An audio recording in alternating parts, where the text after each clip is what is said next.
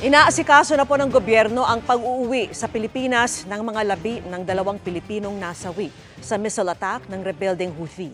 Sa gitna niyan, labis po ang pagdadalamhati ng kanilang mga naulila. At nakatutok si Rafi Tima. Sa pamamagitan ng OWA, nakausap ng mga membro ng media ang asawa ng isa sa mga nasawing tripulante at asawa ng seryosong nasaktan sa missile attack ng mga rebeldeng Houthi sa Yemen kahapon. Sa kahilingan ng parehong may bahay, hindi namin sila papangalanan at hindi ipapakita ang kanilang muka.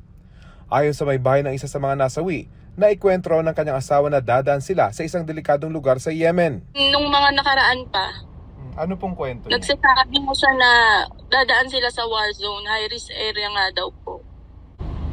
Siyempre po, natakot, kinakabahan kasi first time niya po yung ganong Dati mga pera-perata lang, ngayon po talagang mga terorista na eh. 2 anak na 7 at 5 taong gulang ang iniwang anak ng nasawing tripulante.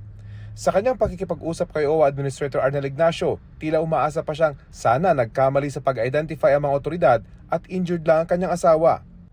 Pero sa kasawiang palad ayon sa OWA, kumpirmado na ang pagkamatay ng 2 Pinoy na tripulante sa naturang pag-atake.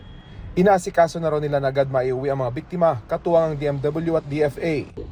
Sa ganitong tragedy, sa loss of life at active member at ganitong trahedya nangyari, makakatulong kaagad tayo with 200,000 and 20,000 for the funeral.